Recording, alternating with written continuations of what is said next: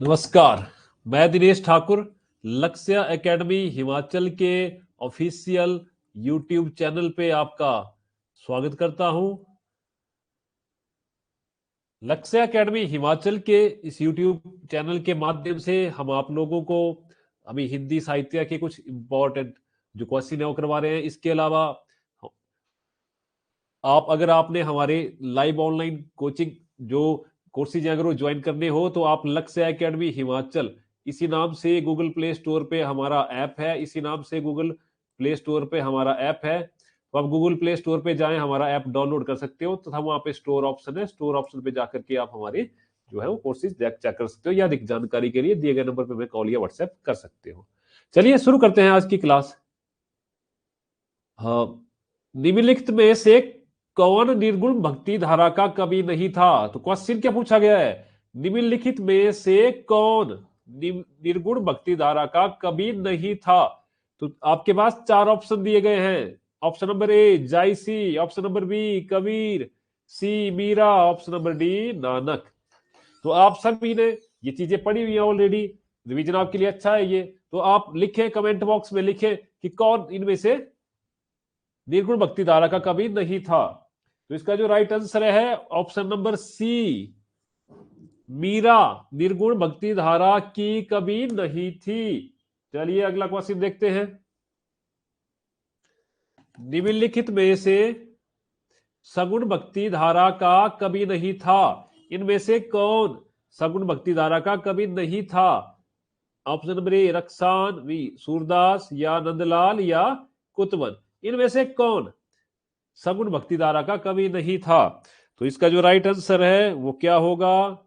Option number D Kutban. Kutban जो थे वो सगुण भक्ति धारा के कवि नहीं थे। ठीक है, आगे बढ़ते हैं नेक्स्ट स्लाइड की तरफ। 20 क्वेश्चन मैं आपको करवा रहा हूं। नेक्स्ट क्वेश्चन आपके सामने स्क्रीन पे, कौन सा कवि ज्ञान मार्गी शाखा का नहीं था? ये ज्ञान मार्गी, ये जितने भी चीजें हैं ये सारी ऑलरेडी हमारी पिछली क्लास में भक्ति काल में मैंने पढ़ा रखी है, वहां से आप चेक कर ले, है ना।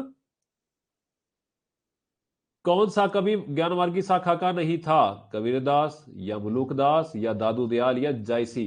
तो कमेंट बॉक्स में लिखे कौन सा कवि ज्ञान मार्गी शाखा का नहीं था। ऑप्शन चारों आपके सामने है।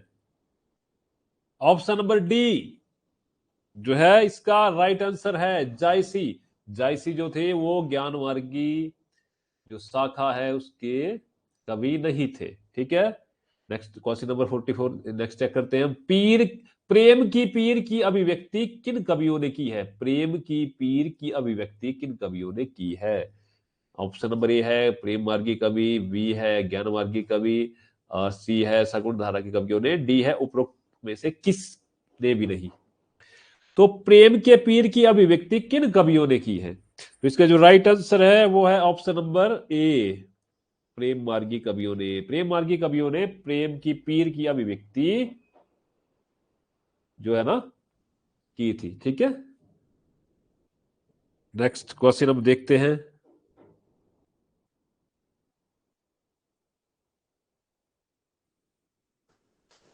क्वेश्चन नंबर नेक्स्ट जो आपका है, बीजक में किसकी कविताएं संग्रहित हैं? बीजक में किसकी कविताएं संग्रहित हैं? जायसी की, या कबीर की, या रहीम की, या नानक की। तो बीजक में किसकी कविताएं संग्रहित है? तो इसका जो राइट आंसर है वो है option number B. Option number B इसका राइट आंसर है। आप जो ये हम करवा रहे हैं आपको, आप हो सके तो इसको नोट करते चलिए, आपके लिए एग्जाम में ये बहुत महत्वपूर्ण रहने वाला है। इसके अलावा जब क्लास शुरू हुई थी तो मैंने आपको बताया था कि लक्ष्य academy Himachal app Google play store से आप डाउनलोड कर सकते हो, वहां पे जाकर के आप हमारे जो कोर्सेज हैं उनको चेक कर सकते हो। अगर अधिक जानकारी चाहिए तो दिए गए नंबर जो है उस पर आप हमें कॉल कर सकते हो। ठीक है, तो नेक्स्ट क्वेश्चन की तरफ बढ़ते हैं। क्वेश्चन नंबर नेक्स्ट पे अब पढ़ेंगे, प्रेम मार्गी जो कवियों पर किसका गहरा प्रभाव था? प्रेम मार्गी कवियों पर किसका गहरा प्रभाव था? सूफी संप्रदाय का, या अवतारवाद का, या शिष्टवैत का, या नाथ संप्रदाय का। तो क्वेश्चन नंबर 46 का जो राइट आंसर है वो क्या रहेगा? मैंने आपको ये चीजें ऑलरेडी पिछले जो लेक्चर है, डिटेल लेक्चर में पढ़ाई हुई है, आप चेक कर लीजिएगा। हम ये जो भी सारा है ये हम आपको इस यूट्यूब चैनल के माध्यम से जो हमारी प्लेलिस्ट है वहां पे, जो हिंदी साहित्य वाली प्लेलिस्ट है वहां पे सारे लेक्चर प्रोवाइड करवा देंगे, ठीक है। तो प्रेम मार्गी कवियों पर किसका गहरा प्रभाव था? तो ऑप्शन नंबर ए जो है इसका राइट आंसर है सूफी संप्रदाय का। नेक्स्ट क्वेश्चन देखते हैं, पद्मावत की रचना किसने की थी? पद्मावत की रचना किसने की थी? मंजर ने या कुतुबन ने या जायसी ने या रंजन ने? तो पद्मावत की जो रचना है वो किसने की थी? इसका जो राइट आंसर है वो है ऑप्शन नंबर सी, जायसी ने। जायसी ने पद्मावत की रचना की थी। नेक्स्ट क्वेश्चन की तरफ हम आगे बढ़ते हैं। 48 क्वेश्चन जो आपका है, प्रेम मार्गी कवियों की रचनाएं, ठीक है, प्रेम मार्गी कवियों की रचनाएं किस में थी? खड़ी बोली में है या ब्रजभाषा में है या ठेठ अवधि में है या मागधी में है? आप लोग सारे तैयारियां कर रहे हो, जो टैट की या कमीशन की तैयारियां करते हैं, एलटी कमीशन की तैयारियां कर रहे हो आप, या आप पीजीटी हिंदी की तैयारियां कर रहे हैं, इसके अलावा अन्य भी जो इससे रिलेटेड है तैयारियां कर रहे हो, आप लोगों ने ऑलरेडी सारा पढ़ा हुआ है, लेकिन थोड़ा रिवीजन आपका हो रहा है, ठीक है। प्रेम मार्गी कवियों की रचनाएं किसमें थी? खड़ी बोले में थी या ब्रजभाषा में थी या ठेठ अवधि में थी या मागधी मागधी में थी? तो कमेंट बॉक्स में जाके आप आंसर लिख सकते हो। तो इसका जो राइट आंसर है वो राइट आंसर रहेगा आपका ऑप्शन नंबर सी, ठेठ अवधि में। नेक्स्ट क्वेश्चन की तरफ बढ़ते हैं। निम्नलिखित में से किसकी भक्ति सख्य जो के भाव की थी? ठीक है, मीरा की या खान की या तुलसीदास की या सूरदास की? तो क्वेश्चन नंबर जो 49 है उसका राइट आंसर रहेगा वो है सूरदास। सूरदास की भक्ति सख्या भाव की थी, ठीक है।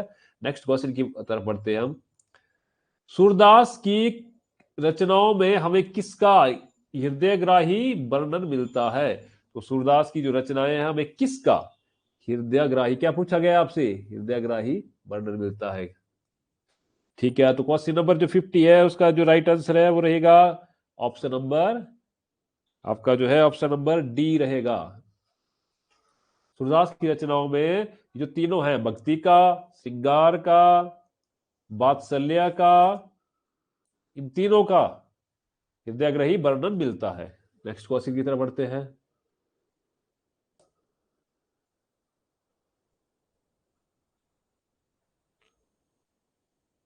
ज्ञान मार्गी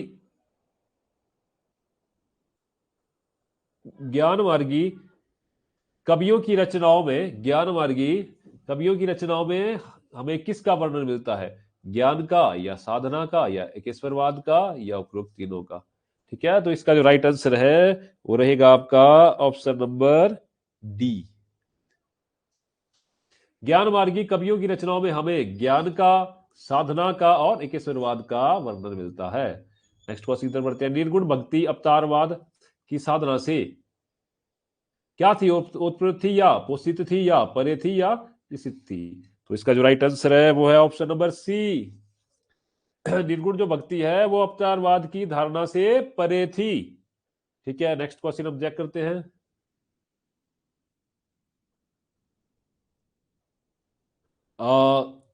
आप लोग लक्ष्य एकेडमी हिमाचल का हमारा जो ये यूट्यूब चैनल है इसे सब्सक्राइब कर ले, शेयर कर ले, बेल आइकन प्रेस कर ले, ताकि आगे जो वीडियो आती रही। और प्लेलिस्ट में हम जो हिंदी साहित्य का रहेगा प्लेलिस्ट में ऑप्शन, वहां पे हम ये सारा वहां पे प्लेलिस्ट में ये डाल देंगे। उसके अलावा आप हमारे कोर्सेज के लिए मैंने आपको बता दिया है सारा ना। नेक्स्ट क्वेश्चन चेक करते हैं। निम्नलिखित में से कौन कृष्ण भक्ति शाखा का कवि नहीं था? आपने सबने ये चीजें पढ़ रखी है तो रिवीजन आपका अच्छा हो रहा है। कमेंट में लिखिए, निम्नलिखित में से कौन भक्ति शाखा का कवि नहीं था? सूर या मीरा या रसखान या केशव? कौन सा इनमें से जो है वो कृष्ण भक्ति शाखा का कवि नहीं था? तो इसका जो राइट आंसर है वो है option number D, Keshav.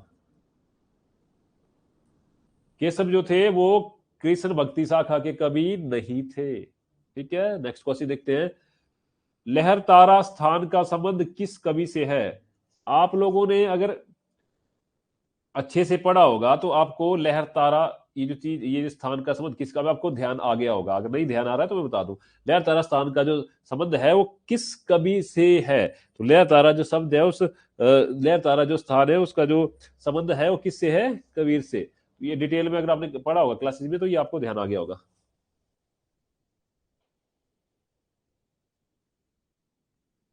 Next question है, कबीरदास किसके शिष्य थे? ये क्वेश्चन हर छात्र ने कई बार पढ़ा है, तो ठीक है, ऐसे क्वेश्चन भी कई बार आ जाते हैं, तो ध्यान रखें। कबीरदास किसके शिष्य नहीं थे? या तो किसके नहीं थे? रामानंद के, या वल्लभाचार्य के, या रामानुचार्य के, या गोरखनाथ के? किसके शिष्य? कबीरदास किसके शिष्य थे? नहीं नहीं, कबीरदास किसके शिष्य थे? तो कबीरदास जो थे वो किसके शिष्य थे? लिखे कमेंट बॉक्स में। कबीरदास जो थे वो रामानंद के शिष्य थे। नेक्स्ट क्वेश्चन, मगहर और लोई से किसका संबंध है? रैदास का, या दादू दयाल का, या मलुकदास का, या कबीर का? ठीक है, तो मगहर और लोई से किसका संबंध है? लिखिए। तो जो इसका राइट आंसर है वो है कबीर। मगहर और लोई से किसका संबंध था? वो थे कबीर। ठीक है, नेक्स्ट क्वेश्चन की ओर बढ़ते हैं। इसी तरह से लगातार जो इंपॉर्टेंट क्वेश्चन, 1000 क्वेश्चन की हमारी सीरीज चली है। मैं आपको फिर याद करवा लूं, लक्ष्य एकेडमी हिमाचल के ऑफिशियल यूट्यूब चैनल पे 1000 इंपॉर्टेंट क्वेश्चंस की सीरीज चली है, जिसमें कि हिंदी साहित्य आपको इंपॉर्टेंट क्वेश्चन करवाए जाएंगे। तो बने रहे हमारे इस चैनल पे और अपना ये पढ़ाई जारी रखें, और प्लेलिस्ट में आपको सारा मिल जाएगा। नेक्स्ट क्वेश्चन है, कबीरदास के संबंध में कौन सा कथन गलत है? कबीरदास के संबंध में कौन सा कथन जो है वो गलत है?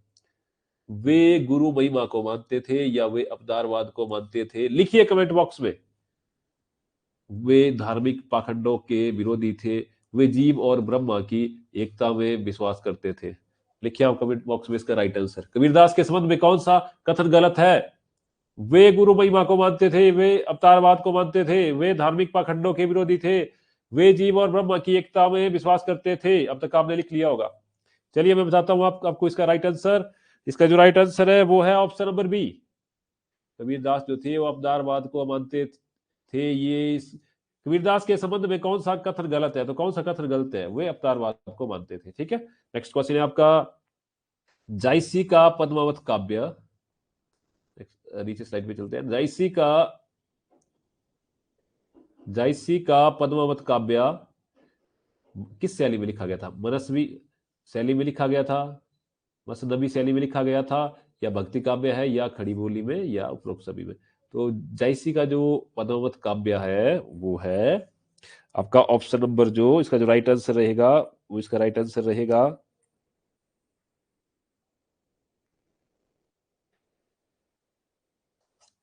मनस्वी मसनबी शैली में। इस शब्द को मैंने गलत बोला एक दो बार। जायसी का जो पद्मावत काव्य है वो मसनबी शैली में लिखा गया है। नेक्स्ट क्वेश्चन है, सूरदास ने भ्रमर गीत में निर्गुण ब्रह्मा का उपहास किया।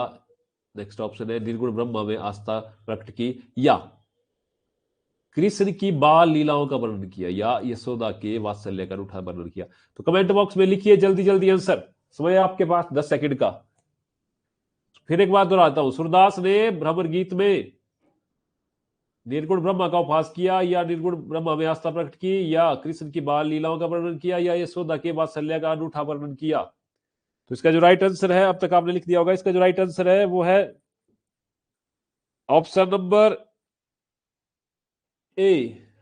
इसका राइट आंसर है, सूरदास ने भ्रमर गीत में निर्गुण ब्रह्मा का उपहास किया। नेक्स्ट क्वेश्चन, जो कि लास्ट क्वेश्चन है, उसकी तरफ चलते हैं। अगली क्लास में फिर से हम 20 क्वेश्चन लेके आएंगे। इसके अलावा जो डिटेल क्लासेज है वो भी आपको आती रहेगी। रास पंचाध्यायी किसकी विख्यात रचना है? रास पंचाध्यायी जो है वो किसकी विख्यात रचना है? नंददास की, या असखान की, या कुंभनदास की, या स्वामी हरिदास की? तो राइट आंसर इसका जो रहेगा वो रहेगा ऑप्शन नंबर ए। आप लोगों ने ऑलरेडी पढ़ा है सारा, तो आपको ध्यान होगा। रास पंचाध्यायी जो है वो नंददास की विख्यात रचना है। नेक्स्ट क्लास में फिर से आपको जो है इंपॉर्टेंट 20 क्वेश्चन करवाए जाएंगे। फिर क्लास एंड करने से पहले मैं आपको बता दूं कि लक्ष्य एकेडमी हिमाचल इस नाम से गूगल प्ले स्टोर पे हमारा ऐप है। तो आप लक्ष्य एकेडमी हिमाचल जो ये हमारा ऐप है, इसे आप गूगल प्ले स्टोर से डाउनलोड कर सकते हो। वहां पे आपको हमारे सारे ऑल टैट कमीशन या इससे रिलेटेड HPSSC के अन्य एग्जाम भी मिल जाएंगे। LT टैट हो या कमीशन या PGT का हो, वहां पे हमारे ऑनलाइन कोर्सेज चले हैं, वहां पे जाकर के आप हमारे डेमो भी चेक कर सकते हो, या अधिक जानकारी के लिए दिए गए नंबर पे हमें कॉल या व्हाट्सएप भी कर सकते हो। इसके अलावा लक्ष्य एकेडमी हिमाचल का ऑफिशियल यूट्यूब चैनल आप सब्सक्राइब कर लें, शेयर कर लें, लाइक कर लें, बेल आइकन प्रेस कर लें, ताकि इसी तरह से इंपॉर्टेंट आपको वीडियो आती रहे। धन्यवाद।